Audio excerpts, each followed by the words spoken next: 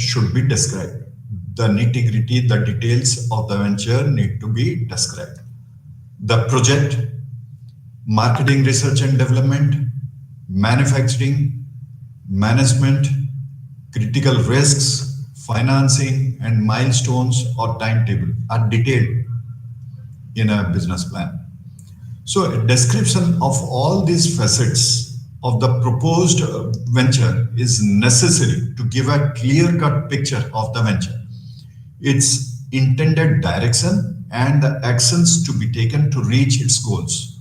Thus, the business plan represents the entrepreneur's roadmap. You can say, in short, it's nothing but a roadmap for a successful enterprise.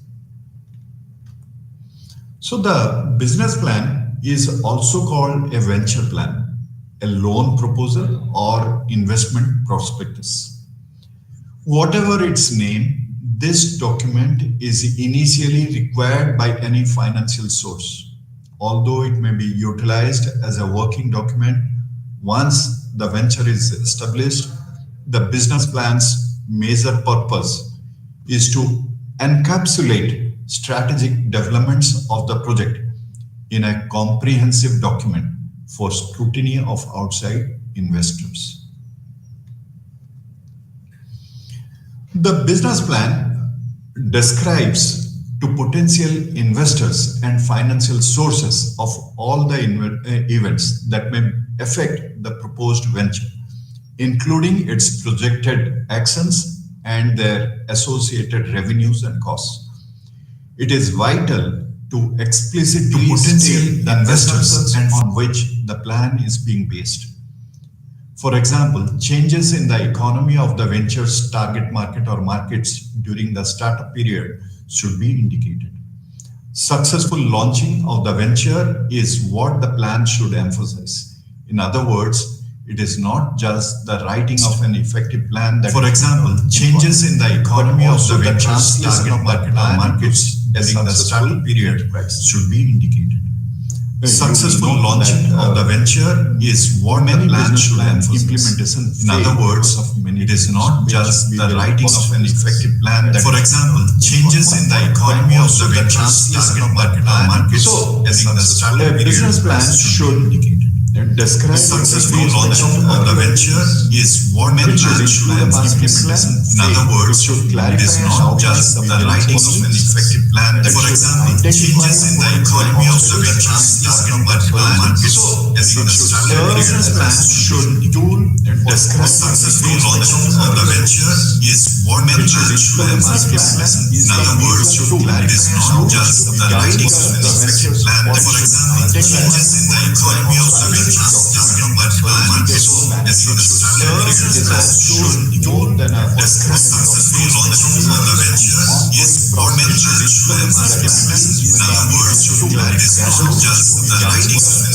continues as projections are made, implemented, measured, and updated. So the entire business planning process forces an entrepreneur to analyze all aspects of the venture and prepare effective strategies to deal with unexpected uncertainties. Thus, a business plan may help an entrepreneur avoid failure. The benefits derived from a business plan for both the entrepreneur and the financial source that will evaluate it include some of the following. The first is financing.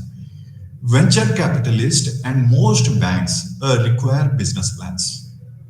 Generally, when the national economy declines, it becomes more difficult to obtain financing, and financiers increase their demands for documentation. Next is increased knowledge. For many entrepreneurs, the process of actually putting the plan together is just as important as obtaining financing. So writing the plan forces them to review the business critically, objectively, and thoroughly. Having gone through these two benefits of business plan, Let us take what are the other benefits that a business plan provides.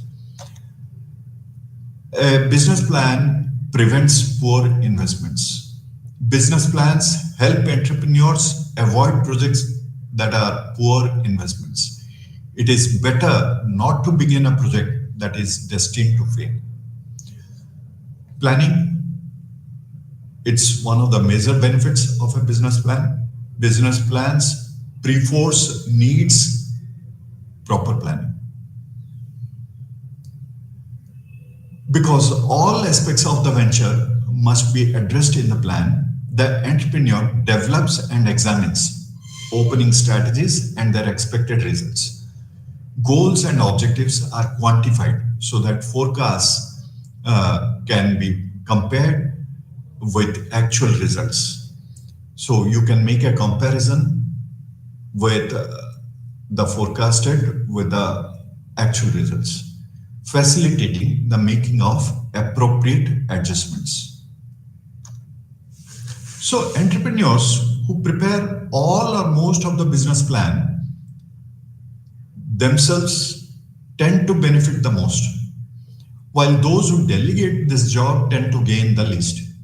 If an entrepreneurial team is involved in planning, all key members should help write the plan, although it is important that the lead entrepreneur understands each member's contribution.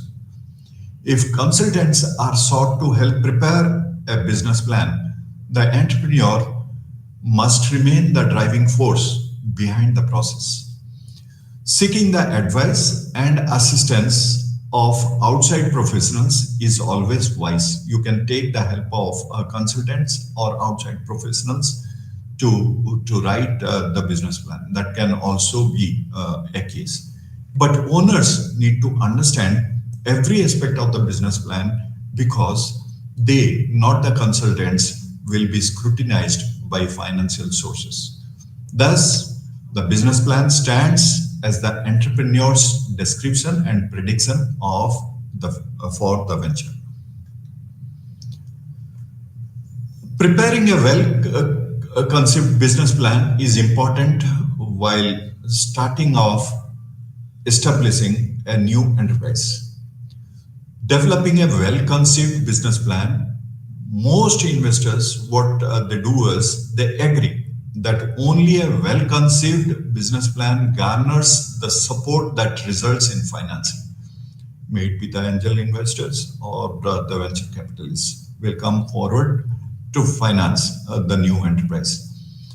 So the business plan should enthusiastically describe the new venture. A brief description of the components of a business plan will be presented to you in a tabular form, which we will take a look into.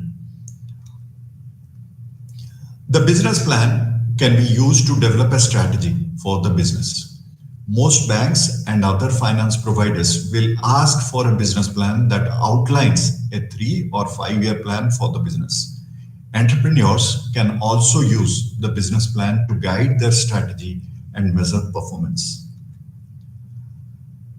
Typically, a business plan will have all these components that you see on the slide, which we will discuss. We will discuss 1-2 business plans, the various components that you may find to include in a business plan while starting off or establishing your enterprise.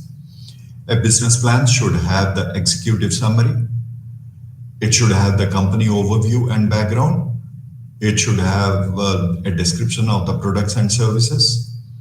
The marketing and sales aspects needs to be detailed down. The products and operations. Apart from all this, the business plan also describes the organization and the management, the funding requirements, the financial forecasts, and the appendix. So the executive summary, when you write down the executive summary in the business plan, it should be short and factual. It should emphasize differentiation. It should jot down the key facts and stress quality of management. The company overview and background, whenever you are evolving the overview of the company and writing the background, it should detail the rationale or the thinking that goes behind the idea or the concept. It should also jot down the company history if it is already in existence. The products and services component should describe the products or the services and the USP of the products or the services. Information about the size of the market and prospects for expansion, identification of the customer, and an analysis of the competition should be shown in the marketing and sales component of a business plan. A description of how the product is made or service is going to be delivered, the facilities, the premises, and equipment needed are described in the production and operations component of a business plan. The organizational structure and responsibilities, the key personnel in the organization are enumerated in the organization and management component of a business plan. Funding requirements display or detail how much funding is required and the sources of funding already available.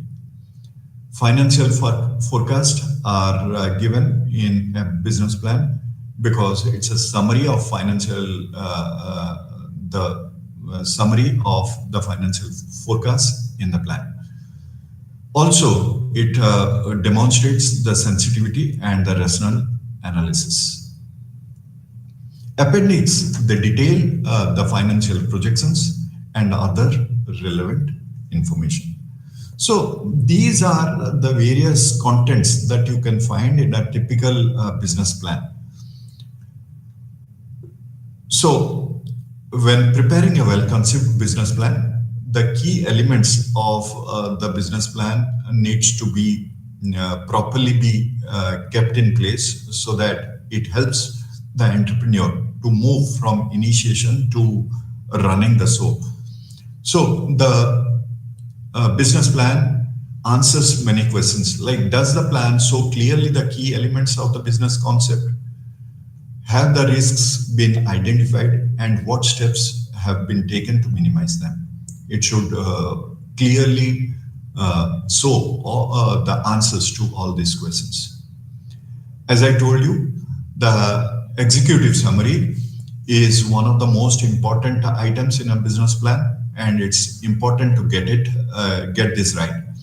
A summary should contain all the key elements in the business plan, including the description of the product or service, target market, price and promotion, financial highlights, including how much investment is required and the potential profits. Whenever after writing the executive summary, you need to tick mark the checklist. Is the summary clear and exciting? Is it effective as a standalone document? Does it contain all the key elements of the business plan? Is it short and concise? You need to check. Next comes the company overview and background. This section of a business plan provides the overview of the rationale for concept and the history of the idea. That is, how was it developed and why. If the business is already established, then this section should contain a brief history together with a summary of the financial performance. This section also includes the overall strategy and objectives. The next component of a business plan is products and services. A full description of the product or service can be provided in this section. Identifying the unique selling point, that is, what is unique about your product and what differentiates it from the competitors. Other elements to be included in this section include stage of development, pricing, legal issues, for example, any license required. The business plan also consists of the marketing and sales component. This marketing section should include the marketing strategy, knowledge of the market, competitor analysis, sales or promotion, and the target customers. What is the size of the market and is it growing? What are the barriers to entry? Who are the competitors and what is their strength and weakness? That needs to be enumerated in this section of the plan. Next comes the production and operation section in the business plan. The operation section needs to have the plan for production of a product or delivery of a service, including identification of the resources required. And this section needs to include a full description, including the features and benefits, the stage of development, as well as information on intellectual property rights. Organization and management section of the business plan. The management of the business is a very important element, as entrepreneurs who are good managers are more likely to succeed. This section should include details of key individuals, the organizational structure or the organogram, and also any non-executive directors who are there in the business.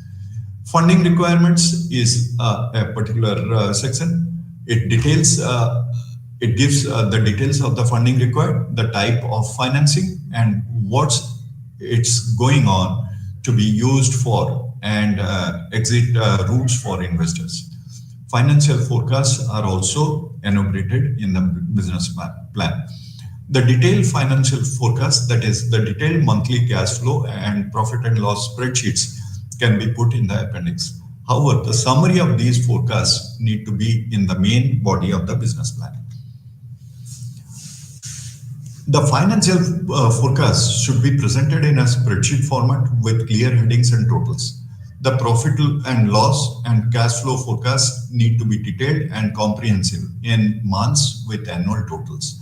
The balance sheet forecast only needs to be on an annual basis. All the financial forecasts need to have an assumptions clearly outlined, any allowance for inflation, etc. The forecast, when needed, can be tweaked for sensitivity analysis. The sensitivity analysis lets us know if there is a minor change in the input, what should be the output. We will and how greatly it affects the output, that we can get to know. If the purpose of the business plan is to raise finance for the business, then the proposal to investors need to be outlined, indicating how much is needed, the return on investment, and possible exit strategies. So these are some of the checklists for the business plan. Once you have written down the document called as the business plan, you need to tick mark the checklist, and the checklist should answer the following questions. Is the business viable? You need to check. Is the business concept sustainable? And does it have a competitive advantage? You need to check that. Would an investor be interested in funding this business? What are the key financial elements? What is the target market? Is the market need clearly presented and the typical customer identified? What is the USP of the business? What is different about this product or service that will appeal to customers? Does the management team have the skills to run this business effectively and efficiently? What is their track record? Have they got relevant skills and experience? Are the financial forecasts correct and accurate? Does the business plan show a clear understanding of the financial requirement of the business? Is this business scalable? Can the concept be replicated elsewhere? Does the business plan show a clear understanding of developing a brand? So all of this needs to be checked out before starting off establishing the enterprise. So problems that you need to avoid while writing the business plan. You should not lack a clear strategy and vision. Too much detail also can put you in trouble. You need to follow the KISS policy, keep it simple and straight, keep it clear and simple. Very little management expertise can also put you in trouble. So you need to have the required or the relevant experience and knowledge to start off. Unrealistic monthly financial forecasts can also create problems for you. Successful business plans have a combination of the following: enthusiastic and committed entrepreneurs and an excellent management team. This needs to be noted down. Apart from these two, you also have the sustainable business model with you. You need to keep your focus on the competitive advantage for your business. You need to look out for opportunities to expand the business, and you need to have a clear-cut exit strategy. Risks needs to be understood and mitigated immediately. So one of the fundamental elements in the business plan, both for the entrepreneur and the investor, is to ensure that there is sufficient cash flow in the business to ensure its survival.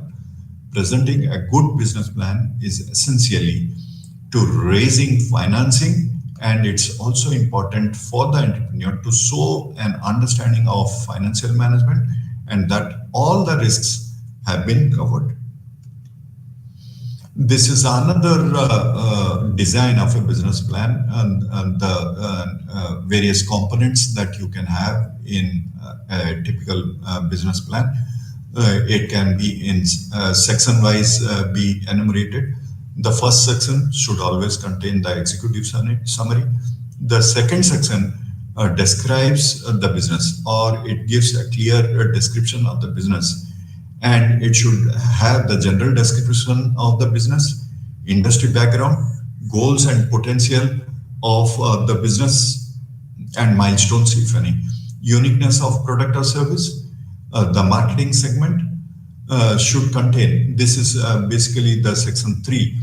It should contain research analysis, under which you need to jot down the target market identified, the target customers identified, the market size and trends, competition, estimated market share. You also need to have a well laid out detailed marketing plan, which consists of the marketing strategy, sales and distribution, pricing, advertising and promotion. The section 4 consists of the operations segment, research and design results, development costs, identify location and advantages are to be enumerated in along with the advantages, zoning, taxes, proximity to supplies or transportation. And the fifth section consists of the market segment, which shows the management team, the key personnel, and the legal structure, and the board of directors, auditors, and consultants. The financial management consists of the financial forecast, which shows the profit and loss and the cash flow and the break-even analysis, along with cost controls and budgeting plans. The critical risk segment should show the potential problems, obstacles and risks, alternative courses of action. Section 8 shows the harvest strategy segment, that is IPO acquisition and continuity, transfer of assets, continuity of business strategy, identifying the successor. The 9th section consists of milestone schedule, that is timing and objectives, deadlines and milestones, relationship of events, and finally the appendix. So this is much more a detailed business plan for all entrepreneurs to implement and to establish their own enterprise. So this has been discussed, the various components have already been discussed with you. Now, let's go further and discuss how a business plan is interchangeably called a feasibility study and what is the difference between the two. An entrepreneur often starts with a crude idea generation or ideation stage, which we have discussed in earlier sessions. This idea generation is a process, and it should, when it's implemented, you go through the commercialization and coming up with the new product or service. Commercialization, you should note, is a crucial decision that involves an investment of a lot of funds accompanied by a risk of whether the business venture would succeed or not. Thus, before making the decision on the commercialization of the product or service, one needs to check the viability of the idea. A feasibility study concludes on the workability and profitability of the venture. It is always carried out before the investment of the funds to get a broad idea on the return on investment. Often, business plan and feasibility studies are used interchangeably, as I told you earlier, but there exists a difference between the two. What is it? A feasibility study resembles a research project which determines the viability of the business idea, whereas the business plan is strategic in nature and discusses the tactics of implementation of the business idea. Business plans makes necessary projections for the future. In other words, the preparation of a business plan starts only when the feasibility report provides a green signal to move ahead with the idea. The fundamental goal of the business plan is to seek finance from the investors, such as venture capitalists, angel investors, or banks, and also decide on the course of action to achieve the underlying goals. Thus, a feasibility study validates the idea, and the business plan strategically and operationally executes the idea. So, the first component in a business plan is to do a thorough technical analysis. The technical feasibility consists of analyzing the technical and technological aspects of the proposed idea. It consists of 6 subparts, which we will take a look at. It starts with the location selection. It refers to the selection of the place for setting up the manufacturing unit or service center. Location selection is dependent on various parameters. What are those parameters? The location should be in proximity of the suppliers, proximity to customers. Like as an example, I can give you this particular example for proximity to customers. You will see that dining hotels are located in urban areas nearer to the customers, and dhabas are located on highways to target tourists. With the advent of the online purchase trend and web aggregators, this limitation has been overcome to a large extent. Infrastructure facilities also are part of this location selection and that of a technical analysis. Before selecting that site, the companies must also check the availability of necessary and good infrastructure facilities and utilities. Infrastructure facilities such as whether the location is connected with good roads, rail transport, air transport, and water transport. And utilities such as availability of water, uninterrupted electricity, and banking services, etc. A good example of this particular aspect is that Gujarat. Gujarat has good infrastructure facilities. That's why business thrives there. Availability of labor is another aspect that you need to keep in mind while setting up your business. Based on the requirement for skilled, semi-skilled, or unskilled labor, the companies decide to base their location.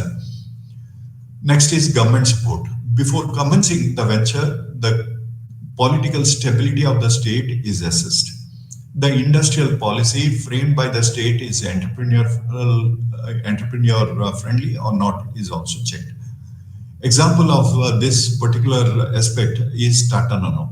Tata Nano was initially thought of being started at West Bengal, but because of political and unwillingness and industrial policy, this was shifted to Gujarat. Environmental regulation is another very important aspect that needs to be kept in mind while setting up your business. Stringent environmental regulations often create a hindrance setting up of the company. Gandhinagar in Gujarat does not permit industries which emit smoke. Likewise, incentives from government is also important aspect. To promote FDI, exports and socio-economic development of the region, The government provides tax incentives to the companies if they locate in certain designated zones. SEZs, export-oriented units, and export processing units are the best examples of incentives provided by the government to companies. Technology selection is another important aspect of technical analysis. Technology selection is an important facet to handle routine business operations, maintaining records, order processing, inventory management, database management of customers, database management of suppliers, internal communication, cost tracking, human resource management, and staying connected with the customers and suppliers. The choice of technology should be based on functions that are required to be performed in the business: ease of use, cost, security, flexibility of technology to change as and when the company grows. Technology may be availed via licensing, turnkey projects, or joint ventures. Capacity planning is also a very important aspect of technical analysis. Capacity basically refers to the maximum output that a business can produce with available resource in a given period of time. The number of units is a standard tool for capacity measurement. Production planning is applicable to the business organizations involved in manufacturing activities. The entire manufacturing process may be depicted in the form of a flow chart or process chart. The machinery and equipment needed to perform the manufacturing process should also be listed. As a ready reckoner, a table indicating the name of the asset, price of the asset, the life of the asset, and the tentative name of the machinery supplier may be incorporated at the end of the production process. Details of raw materials such as quantity, price per unit, and names and addresses of the supplier should also be stated. In case the company decides to subcontract the manufacturing process, then details regarding the subcontractor, their location, cost of the subcontracted manufacturing reasons for selection must be mentioned. The cost of manufacturing or the cost of outsourcing the produce must be stated in the report. A pictorial representation of the arrangement of different types of machines or equipments, work areas, and service areas within the factory represents the plant layout, which needs to be described in the report. A good plant layout is one that promotes an efficient manufacturing process. So the most popular type of plant layouts are line layout, function layout, fixed position layout. The line layout, the machines and equipments are arranged as per the sequence of the product, as also known as product layout, most suitable for the standardized and voluminous quantity of the product. The example can be car manufacturing. Functional layout, the arrangement of machine is as per the type of operation and not as per the sequence of operation. Also known as process layout, preferred for low volume customized products. Apparel manufacturing and service industries such as banks, hospitals, etc. follow this kind of a layout. Next is fixed position layout. In this type of layout, the main material, machinery, and other tools move to the key component which remains fixed. Due to bulky size or heavy weight, the body does not move. Example, manufacturing of boilers, steam turbines have a fixed layout. Then at the end, you can also have a combined layout. It refers to the combination of the product layout, process layout, and the fixed position layout. So companies choose such layouts for the flexibility and ease of work purpose. Operational planning, a sequential step describing the flow of goods and services right from production to customers must be stated. The company must also highlight what quantity of raw material or manufactured goods would be stored. Inventory control procedures must also be highlighted. A stock register is an effective tool of inventory control that may be prepared. The most popular method which is used is LIFO, last in, first out, or FIFO, that is first in, first out method. The storage needs and the cost of the same are also to be mentioned in the operational planning. A service organization, as compared to a manufacturing organization, is able to provide a service quality if its operation manual is well defined. So a brief on which technology will be utilized to service the customers should also be discussed in the operational plan. After the technical analysis, a business plan consists of the environmental analysis. This slide shows what all is enumerated within the environmental analysis. You can either have the industry analysis or the competitor analysis. Industrial analysis is done using PESTEL or the Porter's 5 forces, and competitor analysis is done through SWOT analysis or business opportunity guidance or BOG. Let us take a look at each one of these environmental analysis. The PESTEL is a tool to do or carry out environmental analysis. It's nothing but a framework or tool used by marketers to analyze and monitor the macro environmental factors that have an impact on an organization, company, or industry. Political factors are part of PESTEL. That is the first aspect that needs to be kept in mind. That is government policies, leadership and change, foreign trade policies, internal political issues and trends, tax policy, regulation and deregulation trends are part of the political factors which needs to be identified and jotted down. Apart from the political factors, you have the economic factors in PESTEL, which include current and projected economic growth. Not just that, inflation and interest rates, job growth and unemployment, labor costs, impact of globalization, disposable income of consumers and businesses, likely changes in the economic environment. Social factors in PESTEL include demographics, consumer attitudes, opinions, buying patterns, population growth rate, and employment patterns and socio-cultural changes, along with ethnic and religious trends and living standards. The technical logical factors in PESTEL affect marketing. New ways of producing goods and services is done as a result of these factors. New ways of distributing goods and services are done through technology.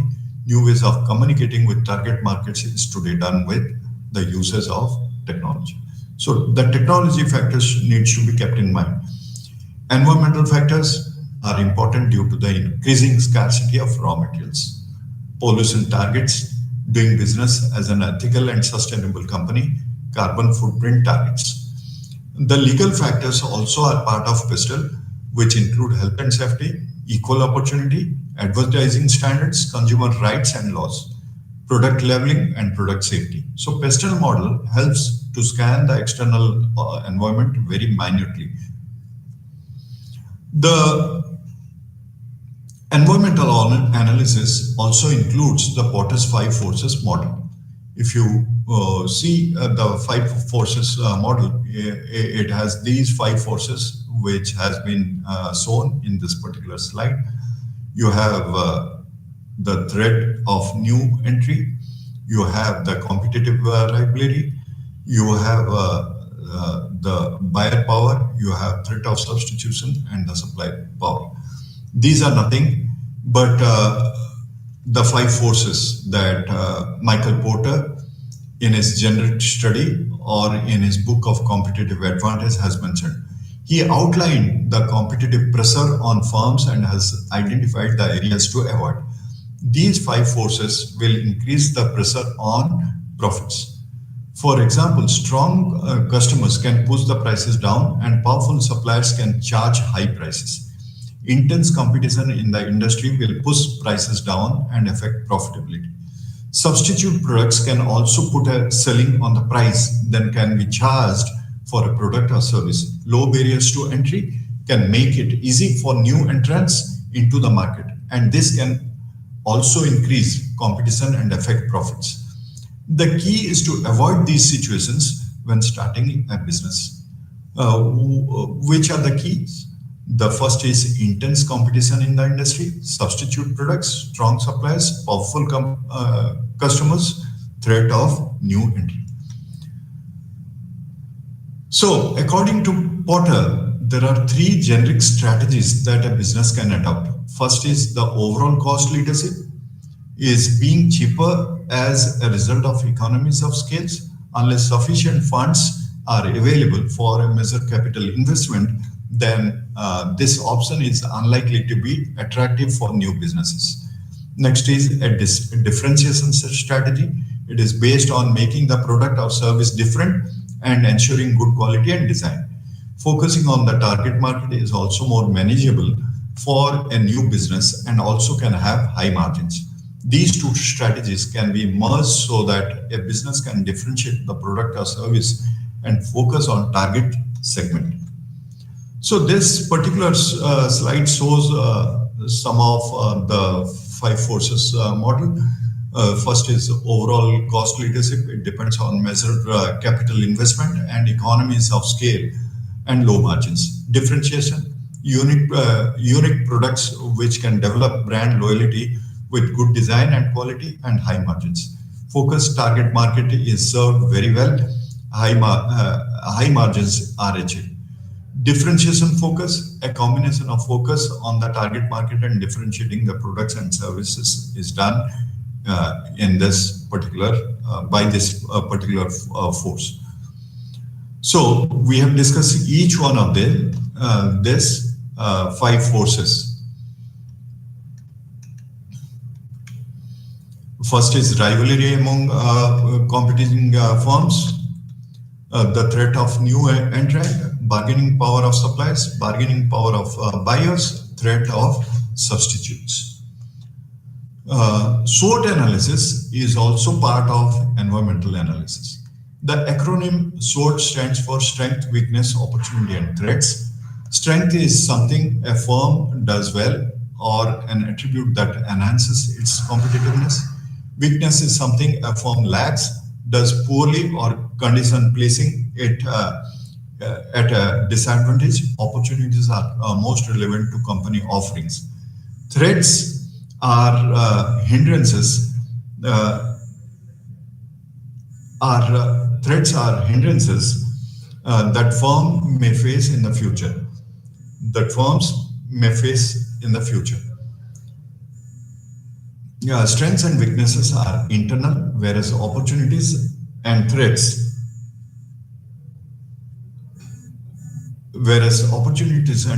are external. It is a company-specific framework used to evaluate its competitive position vis-a-vis other firms and develops a strategic plan. BOG, business opportunity guidance, is also part of an environmental analysis. The potential business idea may be horizontally cross-compared with the unorganized market, private label brands, and organized markets. It may be vertically compared on various parameters such as ownership, sale of, type of goods sold, pack size, prices and discounts, outlet, brand name, USP, target customers. Based on the type of product or service, one may increase or decrease the number of parameters for comparison. This comparison would help the entrepreneur to identify the gap in the metrics and also guide him or her to pitch the product, decide the USP and the segment the market. So after going through the technical analysis and the environmental analysis, you need to do a market analysis. It would describe the market conditions and market mix of the potential business opportunity. The market potential analysis may be carried out for demand forecasting purposes. Many methods are available for demand forecasting. An entrepreneur, based on his discretion, may select a particular method. The description of the methods is mentioned in the following table. You can see methods of demand forecasting. One is opinion of jury. The second one is Delphi technique.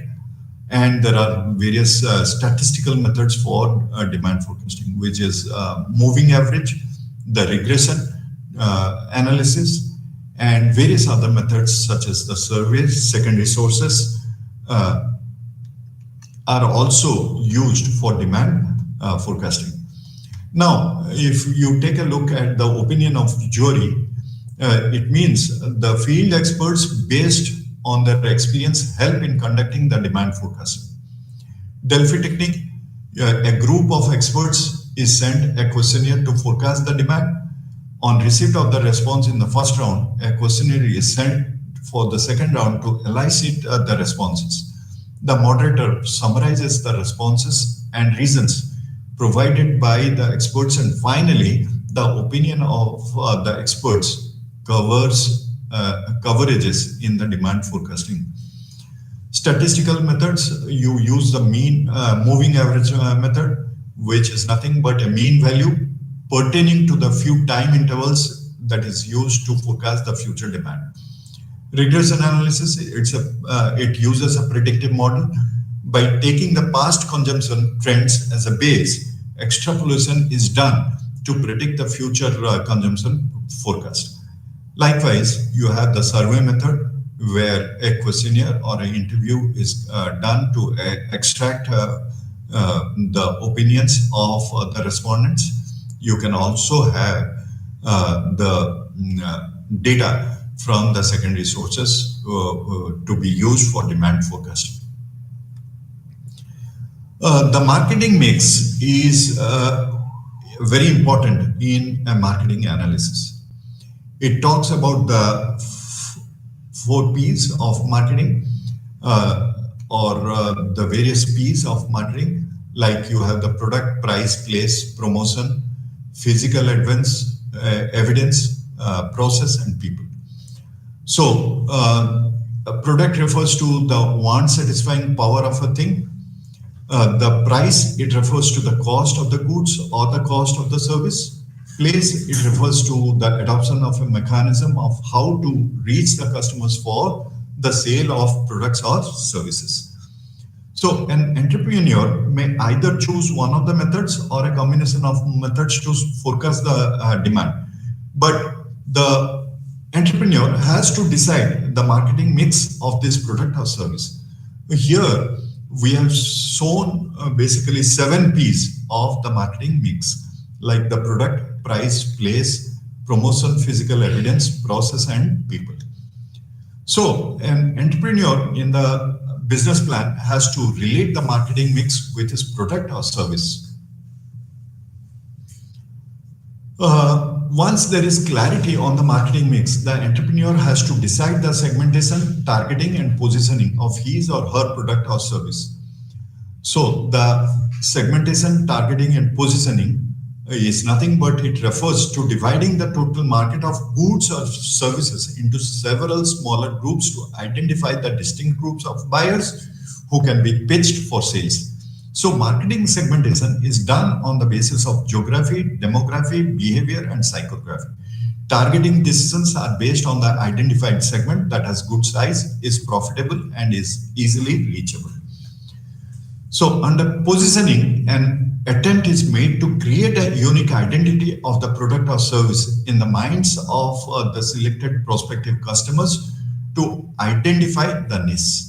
It can be symbolic, it can be functional, it can be experiential positioning of the tools that may be applied. The entrepreneur who wishes to sell organic foods, fruits and vegetables may have the STPs such as fruits and vegetables will be organic in nature, which will be targeted to the upper middle class who are willing to pay prices above the normal market prices. Apart from the technical, environmental, and the marketing analysis, the business plan also consists of the organizational, legal, and human resource plan. So before the commencement of the business, the entrepreneur has to adhere to the following points. It has to decide the type of organization. It has to decide on the operation. Once the legal structure of the operation is decided, based on it, various legal formalities has to be carried out. Registration of employees' provident fund, etc., insurance and other aspects needs to be taken care of. Based on the type of legal structure chosen for operation, the taxability that is to be applied or that will be applicable needs to be jotted down. For operational ease, a well-defined hierarchical structure with lines of authority, communication, rights and duties pertaining to the organization is also to be described through an organogram. So the entrepreneur needs to clearly highlight the number of people who would be employed and what kind of skill set is required to absorb them in the company should also be revealed in the business plan. So we have discussed in detail the technical analysis, the environmental analysis, the marketing analysis, and we have been discussing the organizational, legal, and human resource plan that needs to be there or highlighted in the business program, in the business plan. So apart from all these that I discussed just now, finally, the business plan should also have the most crucial analysis, which is the financial analysis. It is the most crucial part of the report. All the numerical calculations in finance are always based on a certain set of assumptions, which are to be mentioned as notes to calculations so that the computations are easily understood. Before starting the work on finance, it is imperative to understand the process, which will give the idea of various costs of machines and materials. In other words, value addition at each stage leads to transformation of basic raw material into finished goods or finished products, which involves costs. How much of the quantity to be produced can be identified from the demand estimation process which we discussed, which can be done from the primary data collected through questionnaires, through primary sources or secondary sources, or based on certain assumptions, or based on the guidance of experts in the field, or based on the authentic sources of secondary information, as I mentioned earlier. So all indirect costs like administration, sales and distribution must be based on certain assumptions. The following statements are prepared in the report, like the cost of project and means of finance. This is the first statement that needs to be there in the financial analysis. The working capital estimation needs to be there in the financial analysis. Project income statement should be, the projected income statement should be enumerated. Apart from all this, the projected balance sheet, the projected cash flow statements, and the capital budgeting needs to be shown as part of the financial analysis. So if you take a look, the cost of project and means of finance is a statement that is there as the beginning part of the financial analysis. The cost of project is the capital expenditure or investment needed to be made by the firm for the purchase of capital assets. It also includes early expenditures such as fictitious assets. The working capital estimation, the difference between the current assets and the current liabilities is called working capital, and working capital requirement is estimated using the formula accounts receivable plus stock minus account payable. You need to also have the projected income statement, which is nothing but an income statement which is broadly divided into two parts, the income and the expense. So the projected income statement shows in two parts, the income versus the expenses.